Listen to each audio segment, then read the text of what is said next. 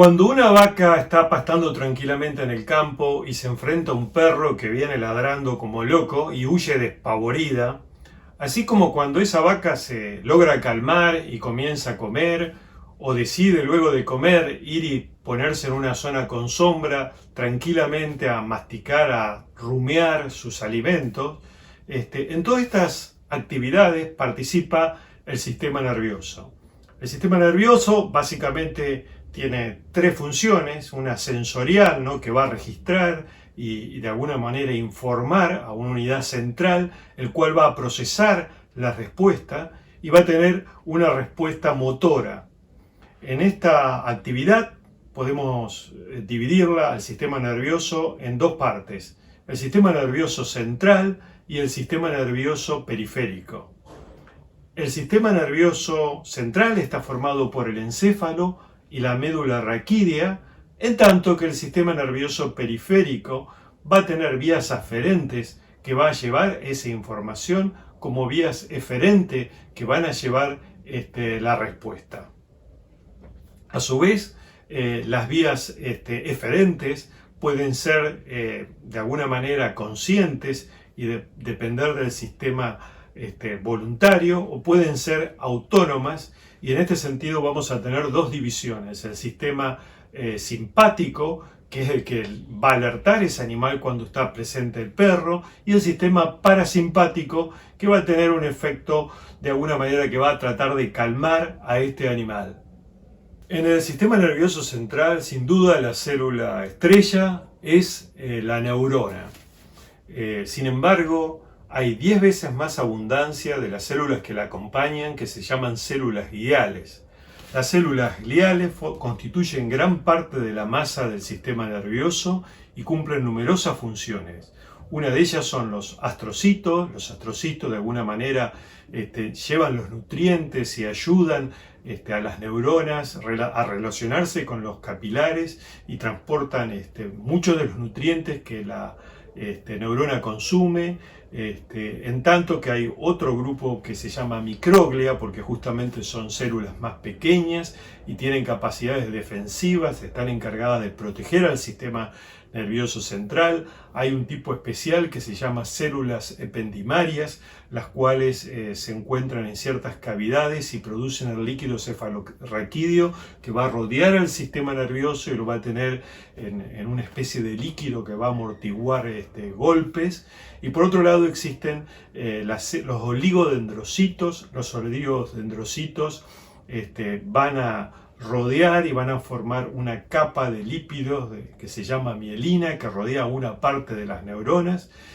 Finalmente, en el sistema nervioso periférico van a existir dos tipos diferentes de células. Uno de las células satélites, que tiene la misma función que tienen los astrocitos en el sistema nervioso central, de proteger y ayudar en la nutrición de parte de las neuronas, en tanto que las células de Schwann van a tener la misma función que tienen los oligodendrocitos en el sistema nervioso central, de rodear a parte de las neuronas de una vaina de mielina. Las neuronas tienen algunas características increíbles, ¿no? La más interesante de ellas es que viven mucho, y por suerte viven mucho. En general se habla de que duran toda una vida de un individuo, por lo menos las del sistema nervioso central.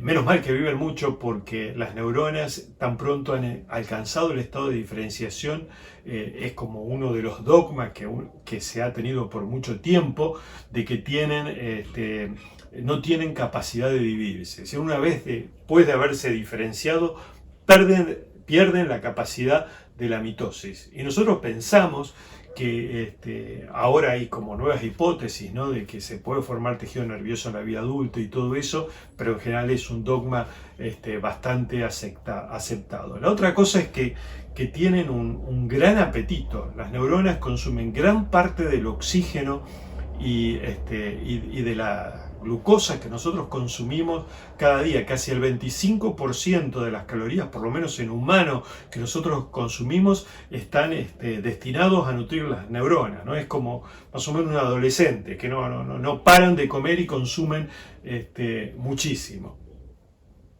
Si bien hay diferentes variedades de neuronas, el patrón común de todas es tener un cuerpo o soma, dendritas y un axón.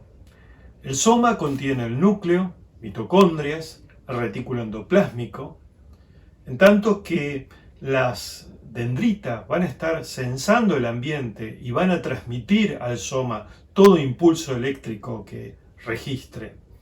Por otro lado, el axón va a llevar este impulso eléctrico desde el soma a otro lugar, muchas veces muy distante del cuerpo. De acuerdo al número de dendritas, suelen clasificarse las neuronas en tres tipos. El primero de ellos es las multipolares, en las cuales hay numerosas dendritas y un solo axón.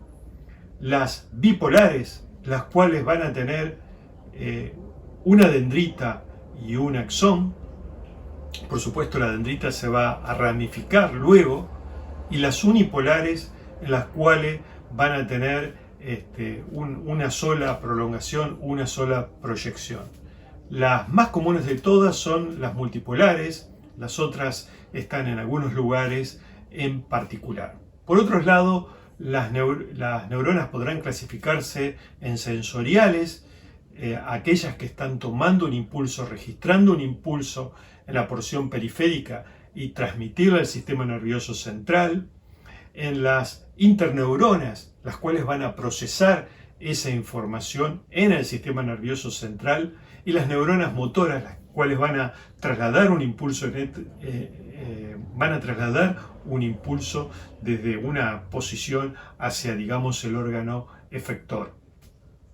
Vale la pena describir y entender un poco lo que es el impulso nervioso. El impulso nervioso es esencialmente algo eléctrico, y hay un solo tipo de impulso eléctrico, que es siempre el mismo para cualquier estímulo.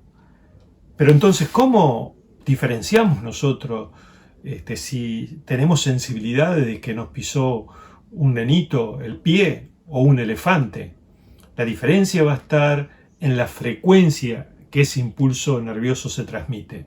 En el caso que me pisó una nenita, para gráficamente ilustrarlo, va a ser bip, bip, bip.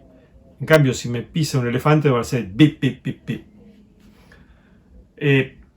Todas las células tienen una diferencia eléctrica. La membrana plasmática es de naturaleza lipídica y hay un mayor número de cargas afuera positivas que adentro.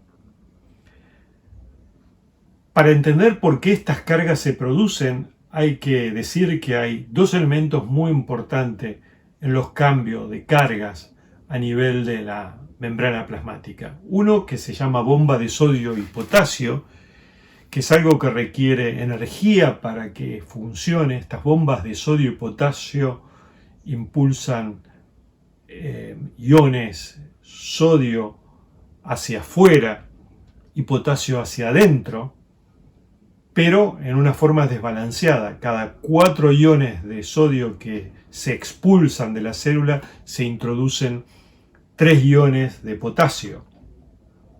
Entonces esto crea un gradiente.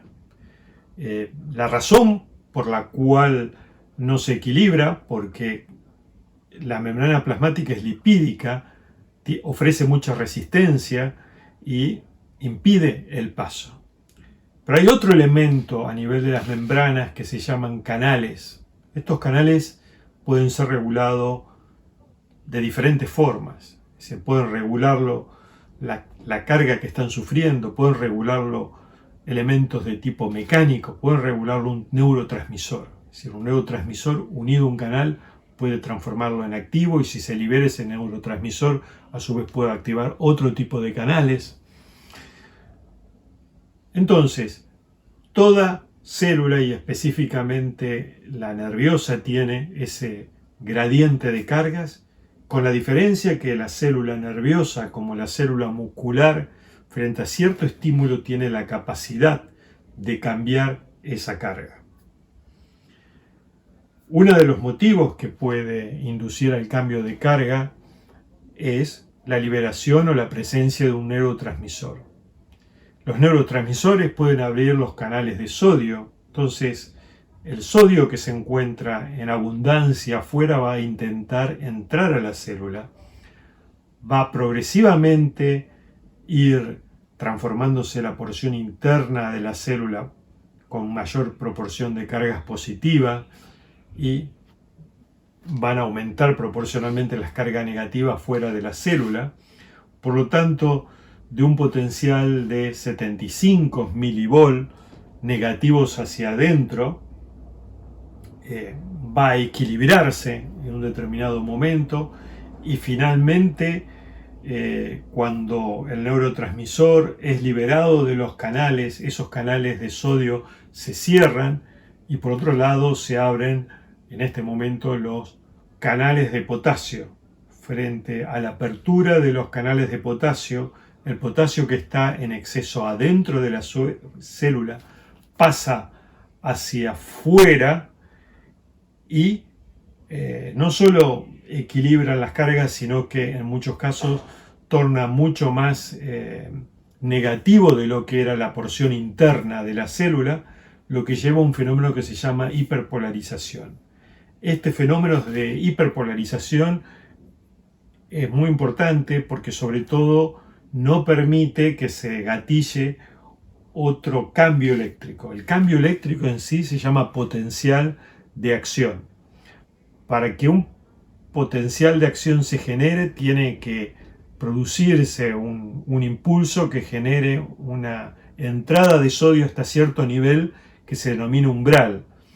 En el caso de que se cubra este umbral, los cambios a nivel de carga no solamente se quedan en un lugar, sino que se comienzan a propagar. Y esta propagación es asimétrica porque célula que se despolarizó y repolarizó va a ser refractaria, entonces solamente va a permitir la transmisión del impulso en una dirección y la propagación del impulso nervioso en una dirección, ¿no? Siempre desde dendrita, soma, axón. Ahora vamos a ver cómo se comunican dos neuronas entre sí. Hay dos formas esenciales por las cuales se pueden comunicar. Una que nosotros ya la hemos visto, que estaba presente en el corazón y era una forma de acoplar eléctricamente dos fibras musculares cardíacas entre sí, que era un gran número de uniones gap junction. Uniones gap, hay un acople directo en el cual, digamos, el impulso eléctrico, el potencial de acción que venía a través de un axón es transmitida a la siguiente neurona directamente como un impulso eléctrico. Este tipo de unión es extremadamente rápida, lo que es bueno para algunas cosas, pero no es bueno para otras cosas, ¿no? Porque para el corazón es muy bueno que haya una contracción de los ventrículos al mismo tiempo, por lo tanto una conexión muy rápida es muy buena. Por otro lado, para donde hay que enviar mensajes muy diferentes y hay un grupo de músculos que tienen que relajarse, en tanto hay otros músculos que tienen que contraerse, por ejemplo, para ejecutar una flexión, entonces en esos casos sería muy apropiado tener más control y que tenga una menor velocidad. En esos casos se hace a través de neurotransmisores. En este caso no hay una conexión membrana-membrana acoplado por estas proteínas, las gap junction, sino que en este caso existe una célula, una terminación presináptica, una hendidura o espacio sináptico y una membrana postsináptica. Básicamente el potencial de acción va a venir viajando hasta a través del axón hasta sus terminales, sus terminaciones, y en este punto produce la apertura de canales de calcio. El calcio entra a la célula, esa entrada de calcio a la terminación hace que una serie de vesículas que tienen el neurotransmisor se fusionen a la membrana plasmática y ese neurotransmisor se libere, viaje a través de la hendidura sináptica, llegue a la membrana postsináptica y cause, digamos, un cambio eléctrico, por ejemplo, uniéndose con algún determinado tipo de canales de calcio. En este caso no hay una transmisión eléctrica, una solución de continuidad en la transmisión eléctrica, sino que la transmisión eléctrica en un punto se transforma, se traduce químicamente a través del neurotransmisor y nuevamente el impulso químico pasa a ser eléctrico. Por lo tanto, es de alguna forma más lento, pero eso lo torna más controlable. Por otro lado, las respuestas pueden ser diferentes, puede ser excitatoria o inhibitoria. Generalmente cuando la respuesta eléctrica es excitatoria, se desencadena un segundo potencial de acción en la membrana por un proceso de despolarización, como fue explicado previamente.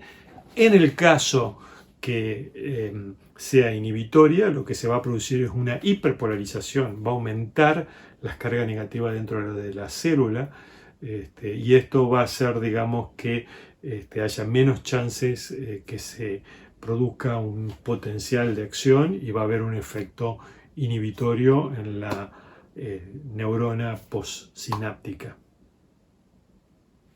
Vamos a hablar del sistema nervioso central. Está constituido por el encéfalo y la médula espinal.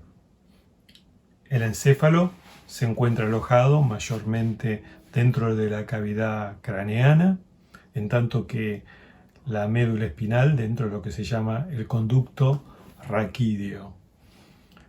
No nos vamos a extender mucho porque la verdad es que una descripción completa escapa al alcance de este curso básico de anatomofisiología. Es algo fascinante y muy interesante. Más allá de todo esto, vamos a decir que el sistema nervioso central, los diferentes órganos tienen diferentes regiones, zonas de sustancia gris, y llamamos zonas de sustancia gris donde hay cuerpos neuronales, hay somas, y hablamos de sustancia blanca donde básicamente son las terminales nerviosas. Dentro del encéfalo, bueno, hay diferentes regiones. Las regiones superiores en cuanto a sus actividades que participan de la actividad consciente con toda una regionalización que constituye la corteza cerebral que suele ser periférica, zonas de sustancia gris que se encuentran periféricamente, en tanto que las zonas de sustancia blanca se encuentran internamente. A pesar de eso, hay determinadas zonas grises que se denominan núcleo y que están constituidos por grupos de neuronas que a veces tienen funciones muy específicas. Vamos a hablar mucho de los núcleos supraóptico y paraventricular que están en una determinada región del cerebro. Hay otras estructuras dentro del encéfalo como la protuberancia, la médula oblonga, el cerebelo relacionado con el posicionamiento, y la médula oblonga y protuberancia donde tienen también internamente, el cerebelo tiene la sustancia gris periféricamente, en tanto que protuberancia y médula ósea tienen núcleos de sustancia gris en el interior con funciones muy específicas, como mantener la respiración y muchas de ellas con una actividad de tipo no consciente. La médula raquídea, bueno, con su sustancia gris interna y la sustancia gris interna y la sustancia blanca periféricamente, la sustancia gris en forma de H, ¿no? Teniendo dos astas dorsales con neuronas con sobre todo función, toda la actividad sensitiva, digamos, llega a través de las astas dorsales, y neuronas en la zona ventral, las cuales van a actuar con una función neuronal. Y luego tenemos el sistema nervioso periférico, y al sistema nervioso periférico acá como se mencionó inicialmente, hay como dos grandes divisiones, ¿no? Hay una serie de terminaciones nerviosas que llegan en forma aferente, es decir, que llevan información de tipo sensitivo, y esto pasa a nivel tanto del encéfalo como de la médula, y centros, y hay vías eferentes, es decir, que son terminaciones que llevan impulso eléctrico desde el sistema nervioso central a la periferia. En este caso podemos dividirlo en dos grupos, ¿no? Aquellos nervios, aquellas terminaciones que tienen que ver con la voluntad, con una actividad consciente, el sistema nervioso voluntario y el sistema nervioso autónomo, que va a ser aquella actividad inconsciente, puede ser motora, puede ser aumentar la estimulación de la saliva, un efecto inhibitorio sobre la contracción muscular, del músculo liso, del músculo cardíaco, el llamado sistema nervioso autónomo tiene dos grandes divisiones, el simpático y el parasimpático. Ahora bien, las terminales nerviosas que abandonan el encéfalo se llaman pares craneanos. Algunos de ellos tienen función exclusivamente sensitiva, como el nervio ocular. Otras tienen funciones mixtas, es decir, tanto sensitiva como motoras, y hay otras que tienen un efecto simplemente motor, muchas veces regulando el movimiento de los ojos. Insisto, el conocer los pares craneanos escapa a los objetivos de nuestro curso. Y bueno, las que abandonan tanto en el asta dorsal como ventral, las terminaciones que salen terminan uniéndose luego para formar los nervios raquídeos, que se van a distribuir por todo el cuerpo para ejercer la actividad voluntaria como involuntaria que ya describiremos. Vamos a hablar de lo que es un arco reflejo.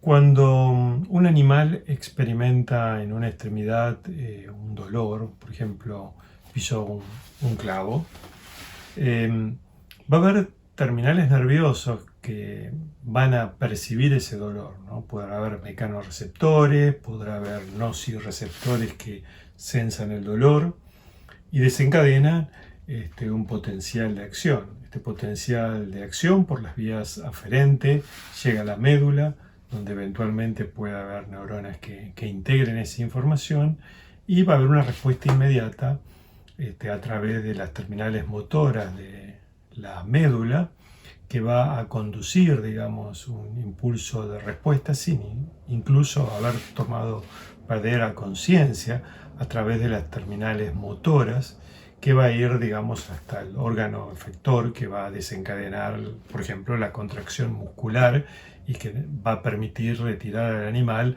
el pie de ese lugar donde se está sufriendo una injuria, en este caso por un clavo. Bueno, estos son lo que se llaman un arco reflejo innato, ¿no? Es una respuesta inmediata. Eventualmente, cuando el impulso sensitivo llega a la médula, parte de esta información puede ser integrada y llevada a instancias superiores, ¿no? Puede llegar al cerebro, donde se puede tomar conciencia en qué pie el animal, digamos, sufrió la injuria, qué fue lo que lo estaba alterando. Entonces, tomar, digamos, una conducta particular, pero ya a partir de un aprendizaje. Un ejemplo de arcos reflejos aprendidos o cuando nosotros manejamos y vemos que el auto va en una dirección, nosotros tomamos conciencia y para ir hacia la otra dirección movemos el volante, digamos, específicamente. Sistema nervioso autónomo. El sistema nervioso autónomo involucra una serie de funciones, como son la de regular el flujo sanguíneo, regular la motilidad a nivel del intestino, la secreción de ciertas glándulas y muchas otras funciones más, donde no hay una participación consciente, no hay una participación de la corteza cerebral, son funciones que uno realiza automáticamente. Ambos sistemas, si bien, digamos, colaboran en mantener la homeostasis, de alguna forma tienen diferencias anatómicas, fisiológicas importantes y sobre todo a veces, en muchos casos, efectos opuestos. En general, el sistema simpático está muy asociado a una palabra que se denomina que es el estrés. El estrés es la respuesta frente a una situación normalmente de peligro, es decir, ese es el génesis del estrés. Un animal herbívoro frente a un depredador tiene una respuesta de estrés que lo prepara el animal para luchar o huir. En caso de que quiera luchar, va a necesitar mucha fuerza muscular, una gran velocidad en los pensamientos, estar muy conectado al medio, pero a su vez hay funciones que ese animal va a requerir en menor medida, como hacer la digestión, porque de nada le sirve hacer la digestión si el animal va a morir en ese momento, ¿no? Entonces, lo que va a hacer el animal es reducir el flujo sanguíneo de órganos no vitales o, por ejemplo, la piel. Es decir, la piel, al contrario, a nivel de piel, los vasos sanguíneos, cuando están dilatados, permiten disipar el calor. Un animal que está por luchar, a veces es conveniente hasta aumentar la temperatura, aumentar un poquito la temperatura, porque eso aumenta todos los procesos metabólicos, necesita sangre en los músculos, necesita poca sangre en el sistema digestivo. Bueno, para participar en toda esta reacción del estrés hay dos componentes. Uno, el sistema que luego vamos a ver, que es el sistema endocrino, y el otro componente es el sistema simpático. El simpático está diseñado por su estructura, por todo, para tener una respuesta inmediata en situaciones de peligro. Básicamente, tanto el sistema simpático como parasimpático tiene una particularidad en su reflejo, ¿no? Aparte de estar las vías sensitivas que van a registrar el problema y llevar a integrar esto a nivel de los centros en la médula raquídea o en instancias superiores y devolver a través de las terminales nerviosas una respuesta hacia el efector. Siempre se va a interponer lo que se denomina un ganglio nervioso. El ganglio nervioso no es más que una neurona que se encuentra en forma periférica. En el caso del parasimpático, estas neuronas están relativamente cerca de donde se encuentra la médula, siempre por fuera del conducto raquídeo, ¿no? En el cuerpo en forma periférica, como parte de la parte del sistema nervioso periférico, pero relativamente cerca, y van a estar en la región tóraco-lumbar. Por el contrario, en el parasimpático, los ganglios, que también se hallan presentes, se van a encontrar muy próximo al órgano efector, bastante alejado de la médula, actuando de una forma mucho más descentralizada. Es decir, la gran diferencia entre simpático y parasimpático, que en un caso de estrés básicamente se requiere integrar todo, entonces estas fibras ganglionares están muy integradas en la región tóraco-lumbar. En cambio, en la región cráneo-sacra se encuentran los centros nerviosos parasimpáticos y los ganglios se van a encontrar próximos a los órganos. Como tenemos un ganglio, va a haber una fibra preganglionar y una fibra postganglionar. La fibra preganglionar en el simpático es muy corta, la fibra postganglionar es larga. En el parasimpático la fibra preganglionar es larga, la fibra postganglionar es corta. Mientras que el simpático va a tener una función ante situaciones de peligro, en producir todos los cambios necesario para adaptarse al caso de peligro, el parasimpático va a tener un efecto de alguna manera, reducir, calmar a los órganos, llevarlos a una posición de reducir la frecuencia cardíaca, favorecer el proceso digestivo, favorecer la irrigación del sistema digestivo. En cambio, el sistema simpático va a ser el efecto opuesto, ¿no? Es decir, va a tratar de favorecer y privilegiar la actividad de los músculos, porque los músculos permiten, digamos, luchar o huir, y esto lo va a hacer a través de aumentando la irrigación, va a relajar los vasos sanguíneos que tienen fibra muscular lisa, va a inducir que se relajen para que haya una mayor irrigación. Por el contrario, a nivel del intestino, el efecto va a ser el opuesto, va a llevar a que se contraigan los vasos para que haya menos sangre en el sistema digestivo, para llevar esa sangre al músculo o llevar esa sangre al cerebro. ¿Cómo, digamos, un mismo sistema puede tener dos efectos diferentes? Bueno, para eso tenemos que entender cuáles son los neurotransmisores. Mientras que en ambos sistemas la fibra preganglionar secreta acetilcolina, en la fibra postganglionar parasimpática se secreta acetilcolina, y en la fibra postganglionar simpática se secreta noradrenalina. La noradrenalina, secretado en la fibra postganglionar simpática, tiene efectos diferentes en músculo y en intestino, porque lo que se diferencia es el receptor.